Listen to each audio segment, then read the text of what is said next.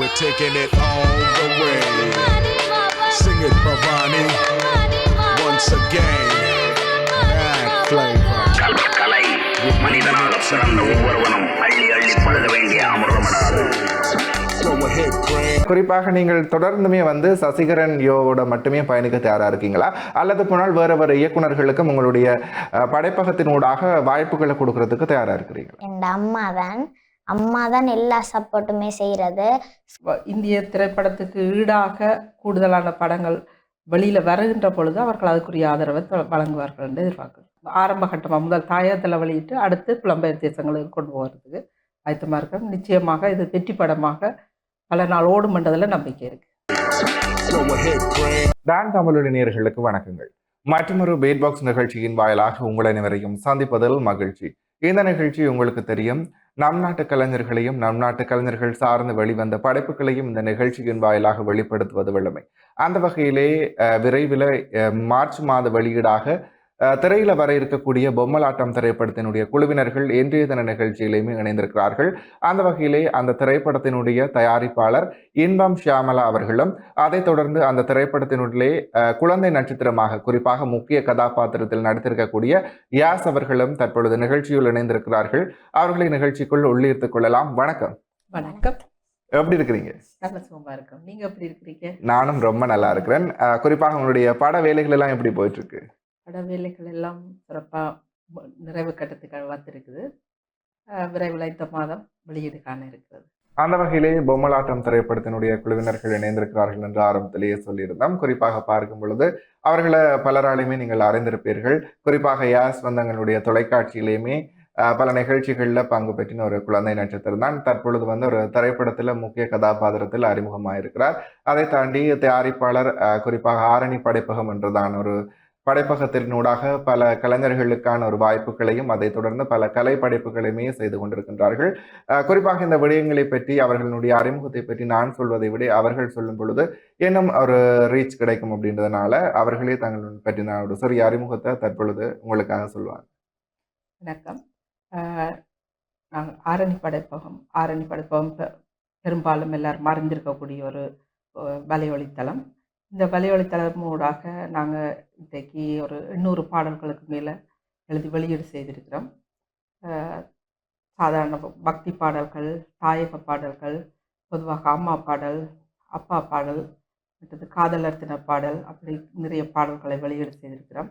அதுன்ற ஒரு வளர்ச்சி கட்டமாக தான் ஆரணி படைப்பகத்தின் 10வது ஆண்டு நிறைவையொட்டி நாங்கள் ஒரு திரைப்படம் ஒன்றை வெளியீடு செய்ய தீர்மானித்திருந்தாங்க. அதன்படி அந்த திரைப்படம் பொம்மலாட்டம் திரைப்படம் இப்போ மார்ச் மாதம் திரைக்கு வர இருக்கிறது. எஸ், உங்களை பற்றின அறிமுகத்தை சொல்லலாமா? வணக்கம், என் பேர் ஜாஷ்.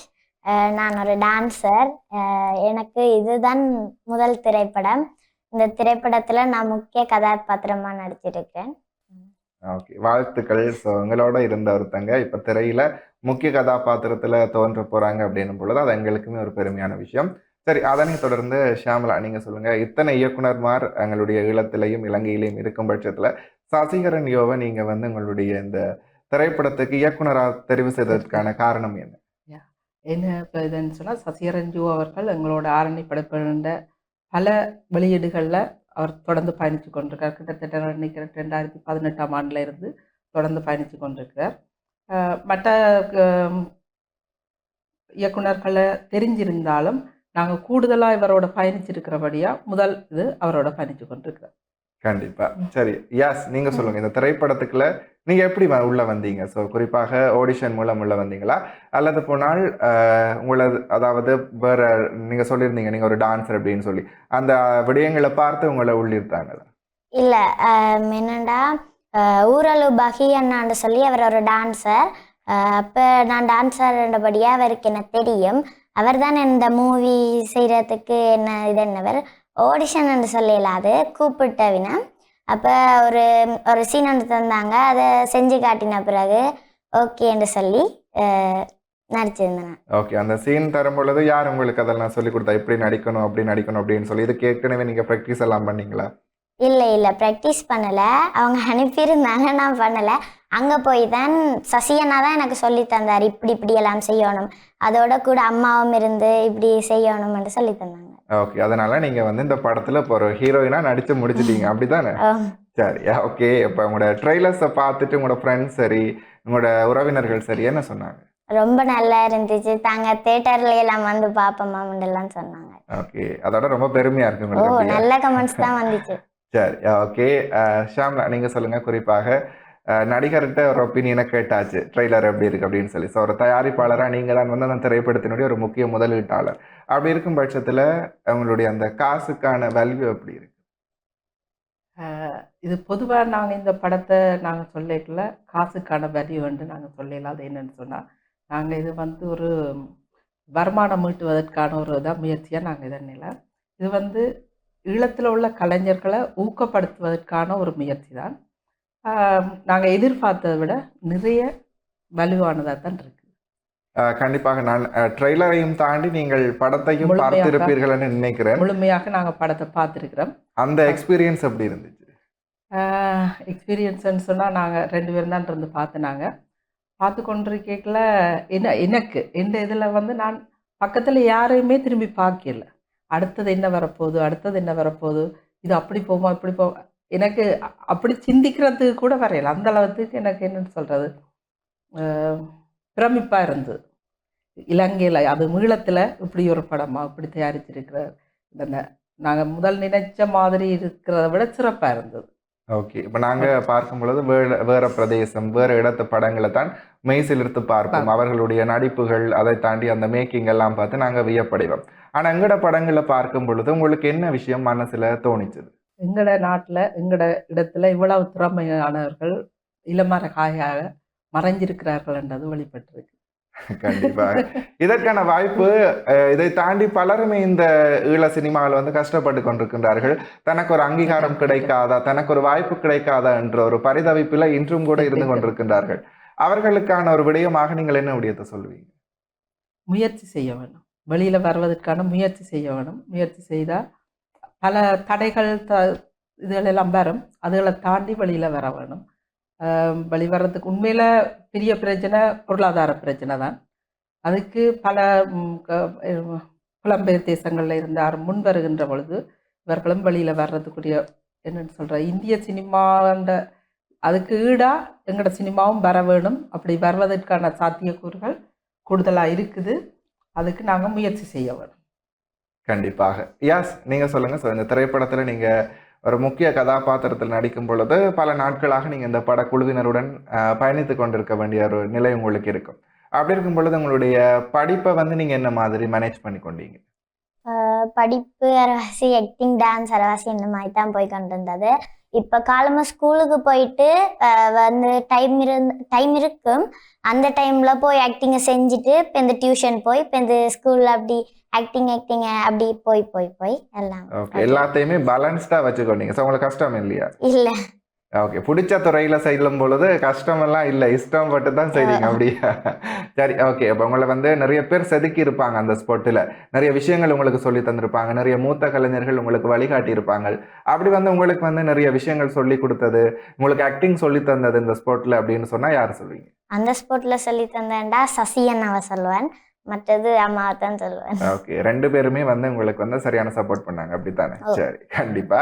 அதை தாண்டி ஷாம்லா, நீங்க சொல்லுங்க. குறிப்பாக வந்து எங்களுடைய குழந்தை நட்சத்திரங்கள், குறிப்பாக பெரியவர்களுக்கும் திறமை இருந்தாலும் கூட எங்களுடைய நாட்டில் கொஞ்சம் ஒரு நர்வஸ் இருக்கும், அதை தாண்டி ஒரு வெட்கப்படுற கூச்ச சுபாவங்கள் இருக்கும். ஆனால் அதையும் தாண்டி பலர் தங்களுடைய சாதனைகளை புரிந்து கொண்டுதான் இருக்கிறார்கள். அப்படி இருக்கும் பொழுது இந்த குழந்தை நட்சத்திரங்களுடைய நடிப்பை பார்த்து விட்டு உங்களுக்கு என்ன விடயம் தோணுது? உண்மையிலேயே பிரமிப்பா இருந்தது.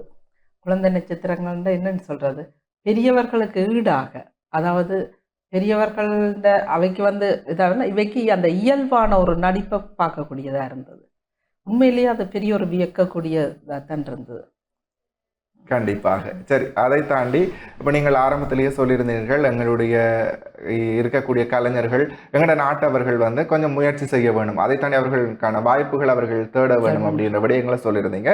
உங்களுடைய ஆரணி படைப்பகம்ன்றது தொடர்ந்தும் இந்த மாதிரியான கலைஞர்களுக்கு, கலைத்துறையில சாதிக்க வேண்டும் என்று நினைக்கின்றவர்களுக்கு வாய்ப்புகளை கொடுக்கறதுக்கு எதிர்வரும் காலங்களில் ஏதாவது ஐடியாஸ் இருக்கு? எங்களுக்கு ஆரணி படைப்பகத்தின் முழுமையான நோக்கமே வந்து கலைஞர்களை ஊக்கப்படுத்துறது தான். தொடர்ந்தும் நாங்கள் கலைஞர்களுக்கான ஆதரவு வழங்கி கொண்டு தான் இருப்போம். எங்களால் இயலுமானவரை எங்களோட ஊக்குவிப்பு, எங்களோட ஆதரவு அனைவருக்கும் இருக்கு. நேயர்களே, தொடர்ந்து நிகழ்ச்சி ஊடாக இணைந்திருக்கலாம். நிகழ்ச்சியிலே சிறியதொரு விளம்பர இடைவேளை. Go ahead, Brand. Go ahead, Brand. மீண்டும் நிகழ்ச்சி ஊடாக இணைந்து கொண்டிருக்கின்றோம். இது பீட் பாக்ஸ் நிகழ்ச்சி. தொடர்ந்தும் கேள்விகளை தொடரலாம். எஸ், உங்களுக்கு வந்து இந்த படத்துல ரொம்ப கஷ்டமான சீன், இது ரொம்ப கஷ்டப்பட்டு செய்தேன் அப்படின்னு சொன்னா எந்த சீனை சொல்லுவீங்க? கிளைமேக்ஸை தான் சொல்லுவேன். அது ரொம்ப கிளிசரின் போட்டெல்லாம் அழுது, அது ரொம்ப கஷ்டமான இருந்தது. ஓகே, கிளிசரின் ஃபர்ஸ்ட் டைம் நீங்க யூஸ் பண்றீங்க அப்படின்னு சொல்லி நினைக்கிறேன். ஸோ அந்த எக்ஸ்பீரியன்ஸ் எப்படி இருந்துச்சு? அது லைட்டா கொஞ்சம் எரிய வலிக்கிட்டு பேந்து ஓகே ஆயிட்டு. ஓகே ஆயிட்டு. சரி, அந்த இமோஷனல் சீனை பார்த்துட்டு உங்களுடைய அம்மா கூட அந்த இடத்துல ஸ்பாட்ல அழுததை நான் ஒரு என்ன சொல்றது மேக்கிங்ல பார்த்துருந்தேன். ஸோ அதை எப்படி இருந்துச்சு அந்த மூமெண்ட்ஸ் எல்லாம்? அந்த என்ன என்ன என்ன நடந்துச்சு அப்படின்னு சொல்லி கொஞ்சம் கதை சொல்ல முடியாது, பட் இருந்தாலும் அந்த இமோஷனலா ஒரு சில விஷயங்கள் சொல்லலாம் தானே, சொல்லுங்க. அது அந்த கிளைமேக்ஸ் சீனில் கிளிசரின் போட்டு அழுது உடம்புலாம் ஏலாமல் போயிட்டு அப்படியே நான் மயங்கி விழுந்துட்டேன் அதில். அப்போ டைரக்டர், அம்மா எல்லாருமே அளவழிக்கிட்டாங்க. பெண்ணு மறுபடி தொடங்கினதான். ஓகே, அந்த நிமிஷத்துல நீங்க உணர்ந்தீங்க நானும் ஒரு நடிகை தான் ஐயா அப்படின்னு சொல்லி? அப்படியா? சரி, ஓகே, வாழ்த்துக்கள். இதே மாதிரி கண்டினியூஸா படைப்புகளை கொடுக்கணும். சரி, கைவசம் அடுத்தடுத்த படைப்புகள் ஏதாவது கமெண்ட் ஆயிருக்கீங்களா? கேட்டிருக்கு, ஆனால் இந்த படம் ரிலீஸ் ஆன பிறகுதான் மிச்சம் எல்லாம். ஓகே, ஃபர்ஸ்ட் இதை பார்க்கணும் திரையில இருந்து, அப்புறம் தான் எனக்கு ஒரு ஆத்ம திருப்தி வரும். அதுக்கப்புறம் எந்த படத்துலயாச்சும் கால் வைக்கலாம் அப்படின்னு சொல்லியிருக்கீங்க, அப்படித்தானே? சரி, ஓகே. குறிப்பாக நீங்கள் வந்து சுவிஸ் நாட்டில இருந்து இங்கே வருகை தந்திருக்கக்கூடியவங்க, குறிப்பாக புலம்பெயர் தேசத்திலிருந்து தான் நீங்கள் வந்திருக்கீங்க. அப்படி இருக்கும் பொழுது அங்கே இருக்கக்கூடியவர்களுடைய டேஸ்ட் எப்படி இருக்கு? எங்களுடைய இலங்கையிலிருந்து ஒரு படைப்பு வருது அப்படின்னும் பொழுது அவர்கள் என்ன மாதிரியான படைப்பை எதிர்பார்க்குறாங்க? புலம்பெயர் தேசத்தில் சுவிஸ் நாட்டை பொறுத்தவரையில் இன்னும் எங்களோட ஈழத்து திரைப்படங்களுக்கு பெரிய வரவேற்புன்றது குறைவு. ஆனால் எதிர்வரும் காலங்களில் நான் நினைக்கிறேன் அதுக்குரிய வரவேற்பு கூடுதலாக இருக்குமென்று எதிர்பார்க்குறேன். அந்த குறைவாக இருக்கிறதுக்கு என்ன காரணமாக நீங்கள் நினைக்கிறீங்க? ஏன் அங்கே இருக்கிறவங்க எதிர்பார்க்குற விஷயங்களை நாங்கள் கொடுக்குறோம் இல்லையா? அதை தாண்டி அவர்கள் என்ன விஷயங்கள் எங்கள்கிட்ட இருந்து எதிர்பார்க்குறாங்க? கூடுதலாக வந்து இந்திய திரைப்படங்களுக்கு வந்து அங்கே என்னென்னு சொல்கிறது, இந்திய திரைப்படத்தின் மோகம்னு சொல்லலாம். அது வந்து கூடுதலாக இருக்கிறபடியாக அப்படி இருக்கமென்னு நினைக்கிறேன். எதிர்வருங்கால் மற்றது கூடுதலான ஈழத்து திரைப்படங்கள் அங்கே வெளியிடுறது குறைவு. நான் நினைக்கிறேன் 1, 2 அப்படி தான் வெளியீடு செய்யப்பட்டிருக்கு. அப்போ எதிர்வரும் காலங்களில் இந்திய திரைப்படத்துக்கு ஈடாக கூடுதலான படங்கள் வெளியில் வருகின்ற பொழுது அவர்கள் அதுக்குரிய ஆதரவை வழங்குவார்கள் என்று எதிர்பார்க்கிறேன். கண்டிப்பாக. நீங்கள் ஒரு தயாரிப்பாளராக இருக்கும் பட்சத்தில் இந்த விஷயத்தை மாற்றி அமைக்கணும் அப்படின்னு சொல்லி நீங்கள் கண்டிப்பாக யோசிச்சிருப்பீங்க. ஸோ எங்களுடைய படங்கள், எங்களுடைய படைப்புகளை நீங்கள் புலம்பெயர் தேசங்கள்லையுமே காட்சிப்படுத்த தயாராக இருப்பீங்க அப்படின்னு சொல்லி நினைக்கிறேன்.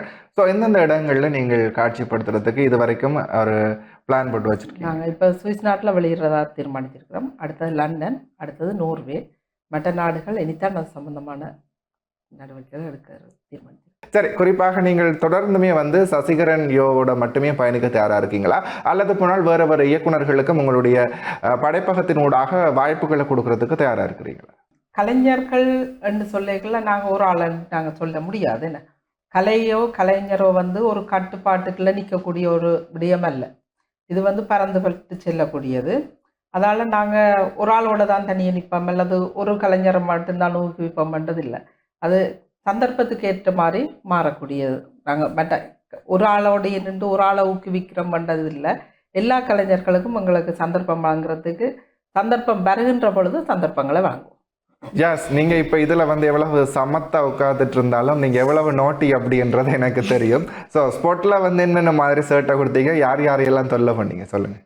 யாரை தொல்லை பண்ணா சசிகரன் யோவை, மற்றது என்னோட நடிக்கக்கூடிய ஆக்களை மற்றது என்ன மாதிரி இருக்கிற சின்ன சின்ன பசங்களை எல்லாருமே சேர்ந்து சசியண்ணா சொல்கிறத நாங்கள் கேட்கவே மாட்டோம். பேருந்து அவர் அட்ஜஸ்ட் பண்ணி தான் எங்களை கூட்டி கொண்டு போனாரு. பாவையா அந்த மனுஷன் என்ன பாவம் பண்ணாரோ தெரியல. சரி, ஓகே. இருந்தாலும் கூட உங்களுக்கு அந்த ஸ்பாட்ல ஒருத்தங்கள ஃபேவரட் அப்படின்னு சொன்னா யார் சொல்வீங்க? தமிழண்ணான்னு சொல்லி அவரை ரொம்ப விருப்பம் எனக்கு. ஏன் சாக்லேட் வாங்கி கொடுப்பாரு? அதை விட அவரை நாங்கள் எவ்வளவு டார்ச்சர் பண்ணினாலும் அவர் இது பண்ணிக்கொண்டே போயிடுவார்.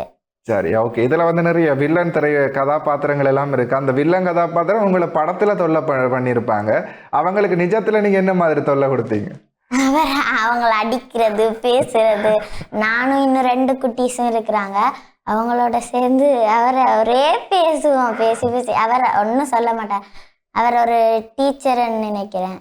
அவர் அப்படியே தலை பண்ணி இருந்துருவான். ஓகே, டீச்சர் ஸ்கூல்ல வந்து மிரட்டி பார்த்துருவோம். இப்போ ஸ்பாட்ல வந்து அவரை மிரட்டி இருக்காங்க. ஸோ வேற லெவல்.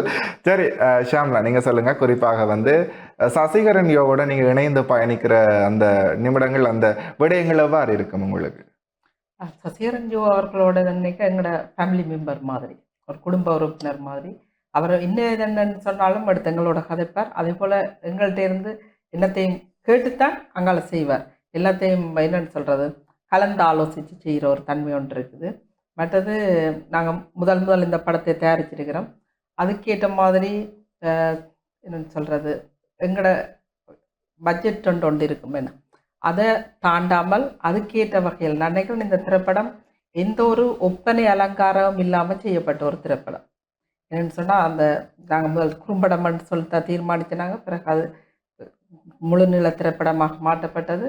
அதுக்கேற்ற வகையில் மேலதிக செலவுகள் இல்லாமல் குறுகிய செலவுகளோட நல்ல ஒரு திறமான ஒரு படைப்பாக இது வெளிவர்றதுக்கு சசிகரன் ஜோ ஒத்துழைப்பாக, அதாவது கலந்து ஆலோசித்து செய்யக்கூடியது. ஓகே, இயல்பான ஒரு வாழ்வியல் நடைமுறையை இந்த திரைப்படத்தில் நீங்கள் காட்சிப்படுத்தி இருக்கீங்க, அப்படித்தானே? ஆமாம். சரி, கண்டிப்பாக இதை தொடர்ந்து அடுத்தடுத்த படைப்புகள் ஏதும் உங்களிடம் இருந்து நாங்கள் எதிர்பார்க்கலாம்?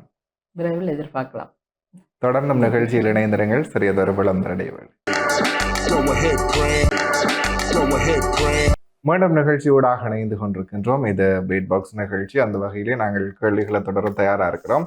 ஸோ குறிப்பாக வந்து இந்த திரைப்படத்தை பார்க்கும் பொழுது நாங்கள் இந்த நவீன காலத்தில் எங்களுடைய பண்டைய உறவுகளினுடைய அந்த பாச போராட்டம், அதை தாண்டிய பிணைப்புகள் அனைத்தையுமே நாங்கள் மறந்து இப்போ வந்து ஒரு நவீன உலகத்தில் என்ன ஏது வாழ்க்கை அப்படின்ற தெரியாத மாதிரியே போய்கொண்டிருக்குது. ஒரு மிஷினரி லைஃபாக தான் இப்போ நாங்கள் மாறி இருக்கின்றோம். ஸோ இந்த விடயங்களை நீங்கள், அதாவது ஒரு பாசம் என்றால் இப்படித்தான் இருக்க வேண்டும் என்றதை அந்த திரைப்படத்தினுடைய ட்ரெய்லர் ஊடாக கூட எங்களால் உணர்ந்து கொள்ளக்கூடிய மாதிரி இருக்கின்றது. கண்டிப்பாக ஒரு பாச போராட்டம் தான் இந்த திரைப்படத்தினுடைய ஒரு முக்கிய சாராம்சமாக இருக்கும் என்று நான் நினைக்கின்றேன். அதை பற்றின ஒரு சில விடயங்களை பகிர்ந்து கொள்ளுங்க. இந்த படத்தில் வந்து தந்தைக்கும் மகளுக்குமான ஒரு பாச போராட்டம் அதில் என்னது, அந்த போராட்டம் வந்து அந்த உளவியல் ரீதியாக நாங்கள் அதை பார்த்தோம்னு சொன்னால், ஒரு ஒரு சமூகத்தில் எங்கே இருந்தோ ஒரு பிரச்சனை ஆரம்பிக்குது. அந்த பிரச்சனையை ஒரு தந்தையாக இருந்து மகளை தந்தை எப்படி காப்பாற்றுற என்ற இது வந்து இந்த முக்கிய கருவாக காணப்படுது. இதை பார்க்கின்ற பொழுது நான் நினைக்கிறேன் பார்வையாளர்கள் அதை உணர்ந்து அதை தெரிஞ்சு கொள்ள, அதாவது என்னன்னு சொல்கிறது, இப்போ இருக்கிற இந்த நாட்டில் இருக்கிற இந்த பிரச்சனை வந்து நிச்சயமாக இதால் தான் இப்படி வளர்ந்து பெரியவர்களாகின்ற பொழுது இப்படி ஒரு பிரச்சனை வருதுன்றதை பார்வையாளர்கள் புரிந்து கொள்வார்கள் என்று நான் நினைக்கிறேன். கண்டிப்பாக. யாஸ், நீங்கள் சொல்லுங்கள். குறிப்பாக உங்களுடைய அந்த தந்தை மகள் பாச போராட்டம் தான் இந்த திரைப்படத்தினுடைய குழுவினரும் சரி, அதை தானே அந்த ட்ரெய்லருமே பேசி இருக்குது. அதில் நீங்கள் நடிச்சிருக்கிறீங்க. அந்த நடித்த அனுபவங்கள், அதை தாண்டி அந்த பாச போராட்டத்தை பற்றினதான விடயங்களை பகிர்ந்து கொள்ளுங்க. நடிக்க மட்டும் உண்மையாவே அப்பா மகள் மாதிரியே இருந்தது இந்த படத்துல. குறிப்பாக பார்க்கும் பொழுது உங்கள்கிட்ட ஒரு விஷயம் நான் ஆரம்பத்தில் கேட்கணும்னு நினைச்ச ஒரு விடயம், குறிப்பாக வெளிநாட்டில் இப்போ புலம்பெயர்ந்து போகிறவங்க வந்து அங்கத்த மொழிக்கு அடக்ட் ஆகி அதையே அவங்க வந்து தங்களுடைய ஒரு என்ன சொல்றது தாய்மொழியாக கருதி அதையே வந்து அவங்க பேச தொடங்கிடுவாங்க. அதை கலந்துரும். அது அவங்கள நாங்கள் குறை சொல்ல முடியாது, அது மிக்ஸ்ட் ஆயிரும். ஆனால் நீங்கள் வந்ததுலேருந்தே தமிழை மேக்சிமம் உங்களால் எவ்வளவு சரியாக உச்சரிக்க முடியும், அதை தாண்டி ஆங்கில வார்த்தைகள் கலப்படம் இல்லாமல் அந்த சொல்லணும் அப்படின்றத நீங்கள் வந்து அப்படியே குறிப்பாக அதுலேயே நீங்கள் ஃபோக்கஸ்டாக இருக்கிறீங்க. ஸோ அதற்கான விளக்கம் ஏதாவது இருக்குமா உங்கள்கிட்ட? அது என்னன்னு சொன்னால், நான் தமிழ் பள்ளிகளில் படிப்பிச்சு கொண்டிருக்கிறேன். என்னை பொறுத்தவரையில் நாங்கள் தமிழ் படிச்சிருக்கிறோம், ஆங்கிலம் படிச்சிருக்கிறோம், இப்போ சுவிஸ் நாட்டுக்கு போன பிறகு ஜெர்மன் படிச்சிருக்கிறோம். ஆனால் தமிழ்ன்றது எங்களோட அடையாளம். அந்த அடையாளத்தை எந்த இடத்துலையும் நாங்கள் விட்டு கொடுக்க தயாரில்லை. அதே போல் நான் புலம்பெயர் தேசத்தில் ஒரு பள்ளியில் படிப்பிக்கிறபடியாக இந்த நிகழ்ச்சியை கூட அந்த மாணவர்கள் பார்ப்பார்கள். அப்போ அந்த மாணவர்களுக்கு நாங்கள் எடுத்துக்காட்டாக இருக்கணும் கட்டாயம். நீங்கள் அங்கே உள்ள ஒரு பிள்ளையோட நீங்கள் போய் தமிழாக்கள் வந்து கதைச்சு அவர்கள் நிச்சயமாக தமிழில் தான் கதைப்பார்கள். அதே மாதிரி அந்த நாட்டுக்கார பிள்ளைகள் வந்தோன்னா அந்த நாட்டுக்கார பிள்ளைகளோட அந்த நாட்டுக்குரிய மொழியில் கதைப்பார்கள். அப்போ அவர்களுக்கு நாங்கள் ஆசிரியர்கள் என்ற முறையில் எடுத்துக்காட்டாக இருக்க வேணும். அது ஒரு இது. மற்றது எங்கள் இயல்பாகவே இருக்கிற தாய்மொழி பற்று. அதால தான் நான் தமிழையும் பேசிக்கிட்டு இருக்கேன். கண்டிப்பாக வாழ்த்துக்கள். இந்த மாதிரி நாங்கள் எல்லாருமே யோசிக்க வேணும். குறிப்பாக எங்களுடைய மொழிக்கான முன்னுரிமையை கொடுக்கணும். நானும் சொல்லலாம், ஆனால் நானுமே கலந்து தான் பேசிகிட்டு இருப்பேன். இருந்தாலுமே நாங்கள் எப்பயுமே எங்களுடைய தாய்மொழிக்கான முக்கியத்துவத்தையும் அதை முன்னிலைப்படுத்துவதற்கான வீதமுமே எங்கள்கிட்ட அதிகமாக இருக்க வேணும்ன்றதுக்கு நீங்கள் ஒரு எடுத்துக்காட்டாக இப்போ யாழ்ப்பாணத்தை பொறுத்தவரையில் அல்லது எங்களோட தாய்நாட்டை பொறுத்தவரையில் எல்லா இடமும் தமிழ்நாடு கதைப்பினம். ஆனால் அதில் ஆங்கில மொழி கலந்தால் தான் அதில் தங்களுக்கு பெருமை என்று நினைக்கிறார்களோ என்னவோ தெரியல. எங்களோட நாட்டை புலம்பெயர் தேசத்தை பொறுத்தவரையில் நாங்கள் போய் அங்கத்தை மொழியிலையோ இல்லை ஆங்கில மொழியிலையோ கதைக்கிறோம்னு சொன்னால் அங்கே எதிர்கால சந்ததியும் அது மாறும். அப்போ நாங்கள் தமிழ் மொழியில் கதை கேட்க தான் அவர்கள் நிச்சயமாக தொடர்ந்து தமிழ் மொழியை பேணக்கூடிய ஒரு சந்தர்ப்பம் இருக்குது. அதே அங்கே உள்ள கூடுதலான தமிழ் மக்கள் அதை உணர்ந்து வீட்டில் பெரும்பாலும் தமிழில் தான் காய்ச்சி கொள்வார்கள். சரி, அதை தாண்டி நீங்கள் சொல்லியிருக்கிறீர்கள், அங்கே இருக்கக்கூடிய மாணவர்கள், அங்கே இருக்கக்கூடிய தமிழ் பிள்ளைகள் கலை செயற்பாடுகளில் வளர்கிறதுக்கும் அவங்களுடைய கலை சார்ந்த செயற்பாடுகளில் ஈடுபடுறதுக்குமே முக்கியத்துவமும் ஆர்வமும் கொண்டிருக்கிறார்கள் அப்படின்னு சொல்லி, அப்படி இருக்கும் பட்சத்தில் உங்களுடைய ஆரணி படைப்பகம் சார்ந்து நீங்கள் அங்கே ஏதாவது கலை செயற்பாடுகளை முன்னெடுத்திருக்கிறீங்களா? ஆரணி படைப்பகம் நான் முதலே சொன்ன மாதிரி, அதாவது பாடல்கள் தயாரித்து வெளியிட்டு வந்து கொண்டிருக்கோம். அதில் கூடுதலாக சுவிஸ் நாட்டில் பிறந்த பிள்ளைகள்லாம் நினைக்க ஒரு 45 பிள்ளைகள் பாடல்களை பாடியிருக்கிறார்கள். அதே மாதிரி அடுத்தது தாயகத்தில் உள்ள பாடகர்கள். அங்கே உள்ள பிள்ளைகளை நீங்கள் ஆரணி படைப்பகம் என்று சொன்னால் அவர்கள் உடனே சொல்வார்கள் இன்பம் மாமாவா. அது என்னன்னு சொல்கிறது, எல்லாருக்குமே தெரியும் இன்பம் மாமாண்டா வர்றேன்னு. கூடுதலாக எங்களை பொறுத்தவரை ஆரணி படைப்பகம் யார்கிட்டையும் ஒரு பாட்டு எழுதுறதுக்கா அல்லது பாட்டு படிக்கிறதுக்கா காசு பே பண்ணுற, அவையும் பே பண்ணுறதில்ல, நாங்களும் கொடுக்குறதில்ல. சொந்த படைப்பாக நாங்கள் தயாரிக்கிறபடியாக எந்த அளவுக்கு பிள்ளைகளை ஊக்கப்படுத்தலுமோ. இப்போ நீங்கள் கேள்விப்பட்டிருப்பீங்க பேர்ன் ஞானலிங்கேஸ்வரர் ஆலயம்னு சொல்லி, அது தமிழ் மொழியில் தான் நாங்கள் பூஜை நடக்கிறது. அங்கே ஆரணி படைப்பகம் தேர் திருவிழா மற்றது சிவராத்திரி நிகழ்வுகளுக்கு அங்கே உள்ள பிள்ளைகளையே தயார்படுத்தி மிருதங்க கலைஞர்கள், வாத்திய கலைஞர்கள், வீணை, புல்லாங்குழல் எல்லா வாத்திய கலைஞர்களையும் ஒழுங்குபடுத்தி கலை நிகழ்வுகள் காலம் 10 மணிக்கு தொடங்கிச்சுன்னா பின்னர் 3-4 மணி மட்டும் நடக்கும். தேர் திருவிழா, தீர்த்த திருவிழாவும். அதே போல் சிவராத்திரி நிகழ்ச்சி 9 மணிக்கு தொடங்கிச்சுன்னா விடிய 5 மணி 6 மணி மட்டும் நடைபெறும். அங்கே உள்ள கலைஞர்கள் அவ்வளவையும் இணைத்து தான் அதில் அந்த நிகழ்வு நடைபெறுறது. அப்படி ஆரணி படைப்பகம் இந்த நிகழ்வை தொடர்ந்து அங்கே உள்ள கலைஞர்களை ஊக்கப்படுத்துகிற முகமாக எல்லாரையும் ஒருங்கிணைத்து இந்த நிகழ்வை செய்து கொண்டு வரும். சரி, கண்டிப்பாக இதை தொடர்ந்து நீங்கள் அந்த திரைப்படத்தை நீங்கள் பார்வையிட்டு இருக்கின்றீர்கள். பொம்மலாட்டம் திரைப்படத்தை ஒரு திரைப்படத்திற்கு உயிர் நாடி அப்படின்னும் பொழுது அது இசையாகத்தான் இருக்க முடியும். குறிப்பாக இந்த திரைப்படத்தினுடைய இசை, அதை தாண்டி என்ன சொல்றது, நிறைய விடயங்கள் இருக்கின்றது. குறிப்பாக கலரிங்காக இருக்கட்டும் சரி, அதை தாண்டி எடிட்டிங்காக இருக்கட்டும் சரி, மேக்கிங்காக இருக்கட்டும் சரி, ஸ்க்ரீன் பிளேயாக இருக்கட்டும் சரி அப்படின்னு சொல்லி பல விடயங்களுமே அதுக்கு உள்ளடங்கும். அப்படி இருக்கும் பட்சத்தில் இந்த விடயங்களை நீங்கள் ஒரு தயாரிப்பாளராக இந்த விடயங்கள் உங்களுக்கு சாட்டிஸ்டாக இருந்துச்சு? அதில் வந்திருந்த இசையாக இருந்தாலும் சரி, எடிட்டிங் இருந்தாலும் சரி, எல்லாமே சிறப்பாகத்தான் இருக்கிறது. நான் பார்த்த அளவில் நாங்கள் சொல்கிறத விட பார்வையாளர் சொல்கிறது தான் இன்னும் சிறப்பாக இருக்குமென்னு நான் நம்புகிறேன். சரி, இதை தாண்டி இந்த திரைப்படத்தை நீங்கள் இலங்கையில் எந்தெந்த இடங்களில் திரையிடறதுக்கு தயாராக இருக்கின்றீர்கள்? அதற்கான ஏற்பாடுகள் போய்கொண்டிருக்கின்றது. இலங்கையில் பல பாகங்களில் வெளியிடுறதா தீர்மானிச்சிருக்கிறோம். முதலாவது இலங்கை யாழ்ப்பாணத்தில் தான் முதல் வெளியீடு. அதை தொடர்ந்து மற்ற இடங்கள்லையும் தொடர்ச்சியாக வெளியீடு செய்யும். சரி, இன்னொரு விஷயம் இருக்குது. எங்களுடைய ஈழத் திரைப்படங்களில் குறிப்பாக 1-2 நாள் ஒரு திரையில் ஓடும்.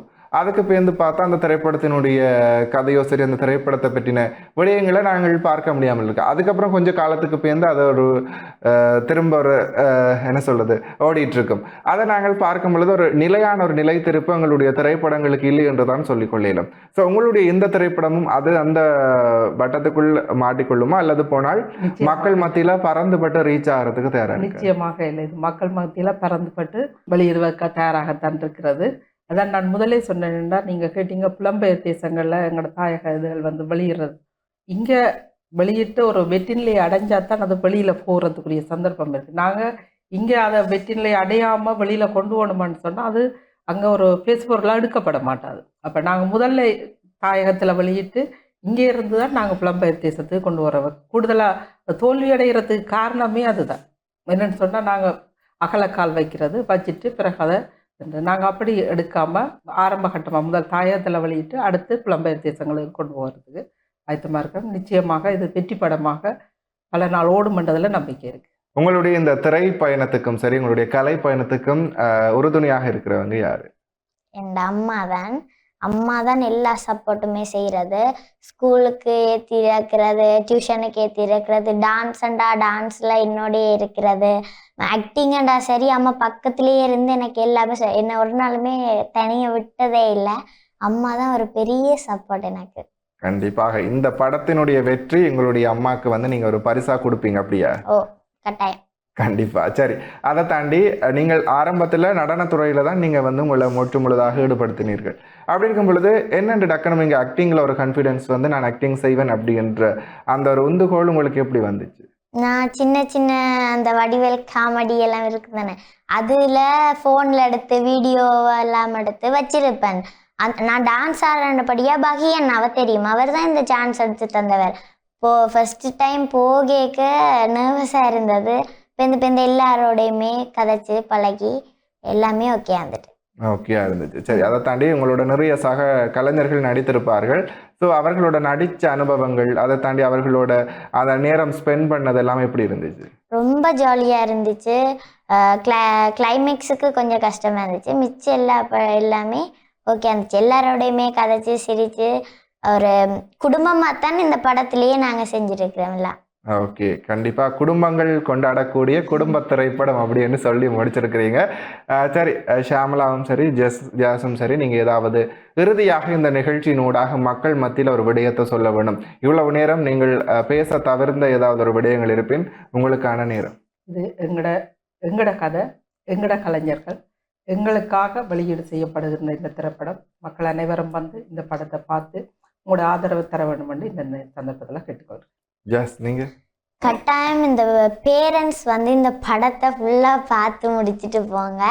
நல்ல கமெண்ட்ஸ் வருமென்று நம்புகிறேன். தயவுசெய்து பேரண்ட்ஸ் பிள்ளைகளுக்கு பேசாதீங்க, அடிக்காதீங்க, அதைத்தான் நான் சொல்லிக்கொள்வேன். நல்ல கமெண்ட்ஸ் பண்ணுங்கள் ப்ளீஸ். எங்களுக்கு அடுத்தடுத்த திரைப்படங்களுக்கு சப்போர்ட் பண்ணுங்கள். சரி, உங்களோட அம்மா பார்ப்பாங்க, நீ உங்களை தொல்லை பண்ண மாட்டாங்க. சரியா? ஓகே நேர்களே, கண்டிப்பாக இன்றைய தினம் இந்த நிகழ்ச்சியுமே வந்து அருமையாக அதாவது நேர்காணல் போயிருந்துச்சு. ரொம்ப ஜொலியாக அந்த நிறைய விஷயங்களை பேசியிருந்தாங்க. ஒட்டுமொத்த தமிழ் சமுதாயமே இந்த பொம்மலாட்டம் திரைப்படத்திற்கான ஒத்துழைப்பை வழங்க வேண்டும் என்று இந்த நிகழ்ச்சியூடாக நான் மீண்டும் கேட்டுக்கொண்டு அவர்களுக்கான அங்கீகாரத்தையும் அவர்களுக்கான ஆதரவையும் கொடுங்கள். மற்றும் ஒரு நிகழ்ச்சியின் வாயிலாக உங்கள் அனைவரையும் சந்திக்கும் வரையில் உங்களிடத்திலிருந்து விடைபெற்று செல்லும் நான் உங்கள் ராஜ். நன்றி நேர்களே. Go ahead, Craig.